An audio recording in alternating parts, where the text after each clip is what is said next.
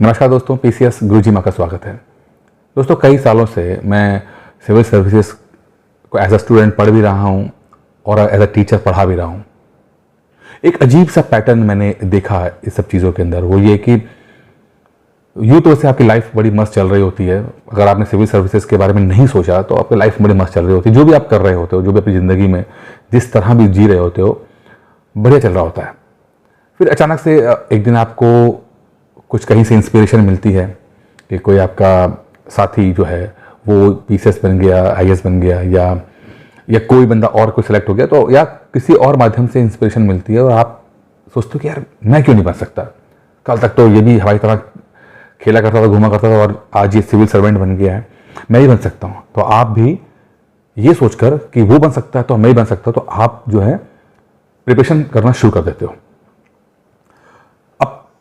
जैसे प्रिपरेशन करना शुरू करते हो, वैसे तो लाइफ आपकी बड़ी मस्त चल रही होती है। अचानक से क्या होता है कि जैसे ही आप करना शुरू करते हो, तो मैंने एक चीज़ देखी है कि जैसे कोई व्यक्ति सिविल सर्विसेज की प्रिपरेशन करना शुरू करता है, पता नहीं क्यों शुरुआती दिनों में ही, शुरू में ही कुछ ना कुछ आफत उस पर आ जाती है।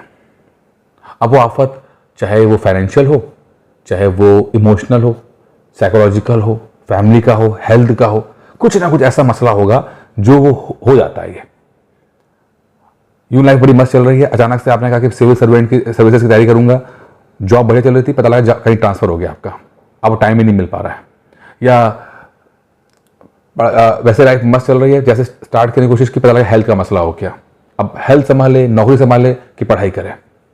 और ये चीज़ मैंने लगभग सभी सीरियस कैंडिडेट्स में देखी है। नॉन सीरियस के साथ तो खैर कुछ भी नहीं होता, लेकिन सीरियस कैंडिडेट का देखा है कि जब भी वो तैयारी करना शुरू करते हैं तो उनको दिक्कतें आ जाती हैं।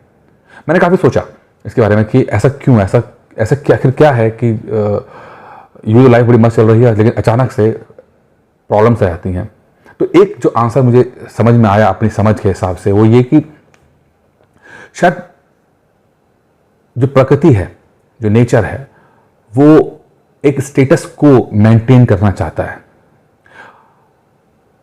वो चाहता है कि जैसा जीवन में है सब कुछ वैसा ही बना रहे, जो जहां पर है वैसा रहे, क्योंकि बैलेंस बने रहने में, स्टेटस को बने रहने में ही शायद प्रकृति को लगता है कि सर्वाइवल है या सबका हित है। और जब आप एक एनवायरनमेंट में होते हो, जो भी आप कर रहे होते हो, जैसे मान लो यहां पर हो आप, अचानक से आप सोचते हो कि मैं सिविल सर्विसेज तैयारी करके मैं यहां से यहां पहुंच जाऊंगा, तो आप उस बैलेंस को, स्टेटस को डिस्टर्ब करके दूसरी जगह जाना चाहते हो। और शायद ये प्रकृति चाहती नहीं है, खासकर शुरू में तो नहीं चाहती है। और जैसे आप कोशिश करते हो तो वो अपनी तरफ से रेजिस्टेंस करना शुरू करती है, या अपनी तरफ से प्रॉब्लम क्रिएट करती है कि आप जहां हो वहीं रुक जाओ। अब ये तो मेरी समझ, एक टेक्निकल समझ पे मैं इस पे समझ पाया। अगर आप इसको धार्मिक एंगल भी देना चाहें तो कह सकते हैं कि भगवान परीक्षा ले रहा है, कि जब सफल वही होगा जो भगवान की परीक्षा में पास हो जाएगा। लेकिन कुल मिला के जो मुझे लगा वो यही लगा कि उस स्टेटस को मेंटेन करना नेचर चाहता है, और अगर आप इसे डिस्टर्ब करोगे तो वो आपको भी रोकने की कोशिश करता है। इसका एक एग्जांपल और ले लेते हैं जो मैं बहुत बार देता हूं। हमारा जो दिमाग है, ब्रेन है, 30 लाख साल के प्रोसेस में उसका एक अपना ही पैटर्न है, अपनी ही तरह समझता है। अब इस 30 लाख सालों के अंदर जो भी घटनाएं इंसानों के साथ घटित हुई हैं, अच्छा बुरा जैसा भी हुआ है, इंसान आज वैसा ही सोचता है। अब मान लीजिए कोई नया कार्य करने की आप सोचते हो तो कभी भी आपका ब्रेन आपका साथ नहीं देता। जैसे मान लीजिए आपने कहा कि मैं जिम जाऊंगा, और आप जिम एक दिन जाते हो, 2 दिन जाते हो, तीसरे दिन पता लगता है कि आप कर नहीं पा रहे हो, उठ नहीं पा रहे हो, या दिमाग बोला यार छोड़ो यार क्या होता है इससे। या कुछ आप नई हॉबी सीखना चाहते हो, 1 दिन करोगे, 2 दिन करोगे, तीसरे दिन आपका मन नहीं करेगा।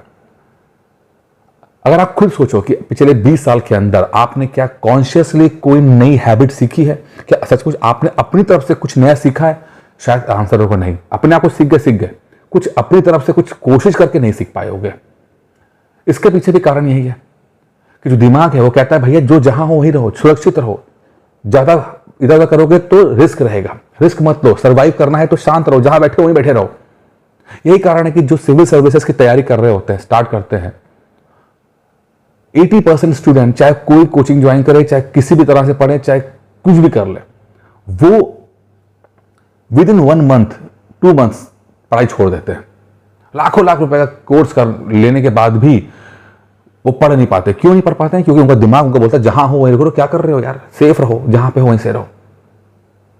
अब ये रियलिटी है, सच है कि प्रगति हमें रोक रही है, दिमाग हमें रोक रहा है, लेकिन ये रेजिस्टेंस शुरू में मिलेंगे आपको, 100% मिलेंगे, लेकिन जीवन यहीं पर नहीं रुकता है। जो इन रेजिस्टेंस को दूर करके, जो इन चीजों को दूर करके लगा रहता है और आगे बढ़ जाता है, वही अंत में सफल हो जाता है किसी भी कार्य में, चाहे सिविल सर्विसेज हो, चाहे आप कुछ नया सीखना हो, खाना बनाना सीखना हो, गिटार बजाना सीखना हो, पियानो बजाना सीखना हो, कुछ भी सीखना हो आपको, जो इस शुरुआती रेजिस्टेंस को दूर कर पाता है वही बन जाता है। दिक्कतें आएंगी आपको, कोई शक नहीं है। जब भी आप तैयारी करना शुरू करोगे 100% दिक्कतें आएंगी, ये सच है। कुछ हो ना हो दिक्कतें आएंगी, इसकी तो मैं गारंटी दे रहा हूं आपको मैं। लेकिन अब आपका फैसला है कि इस दिक्कतों के साथ, मतलब इनकी रियलिटी को समझ के बिल्कुल जहां पे वहीं रह जाना चाहते हो, या थोड़ा सा बर्दाश्त करके, थोड़ा सा झेल कर, थोड़ा सा कोशिश करके एक कदम आगे बढ़ना चाहते हो। और यकीन मानिएगा, जो मेरा अपना व्यक्तिगत अनुभव रहा है, दिक्कतें मुझे भी बहुत आई, लेकिन जब मैंने थोड़ा सा बर्दाश्त कर लिया, थोड़ा सा मैं कहा कि नहीं यार, थोड़ा सा अपने आप को पुश करना होता है, पुश किया, मैंने देखा कि चीजें बहुत आसान हो गई बाद में, बहुत बहुत आसान हो गई। तो जो अगर आप शुरुआत में दिक्कतें आ रही हैं, तो आप इसको भगवान का इशारा समझ लो, प्रकृति का इशारा समझ लो, क्योंकि प्रकृति को भी लगता है कि आप बदल सकते हो तो बदलना नहीं चाहते। नॉन सीरियस लोगों के साथ क्यों दिक्कतें नहीं आती हैं? क्योंकि वो कुछ नहीं बदल पाएंगे, कुछ नहीं कर पाएंगे, प्रकृति को पता है कुछ नहीं कर पाएंगे। लेकिन अगर आपको दिक्कतें आ रही हैं, इसका मतलब है प्रकृति को लगता है कि आप बदल सकते हो, तो वो अपनी तरफ से एफर्ट कर रही है रोकने के लिए।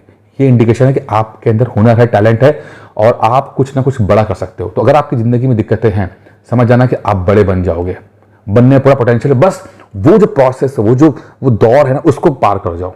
थोड़ा सा होगा, ज्यादा नहीं होगा। ये मैं आपको अपना एक्सपीरियंस बता रहा हूँ, ज्यादा नहीं होगा, थोड़ा सा होगा। और जैसे आप बस उस लाइन को क्रॉस कर जाते हो, चीजें बहुत आसान हो जाती हैं।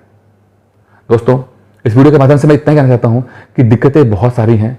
सिविल सर्विसेज में अगर जो तैयारी कर रहे हैं, प्रॉब्लम्स हैं, सब कुछ, हर तरह की चीजें रहेंगी आपको, लेकिन थोड़ा सा पेशेंस दिखा दीजिए, थोड़ा सा डिटर्मिनेशन दिखा दीजिए, थोड़ी सी हिम्मत दिखा दीजिए, एक सही प्रोसेस फॉलो कर लीजिए। धीरे धीरे धीरे धीरे करके चीजें जो हैं वो आपके उसमें हो जाएगी।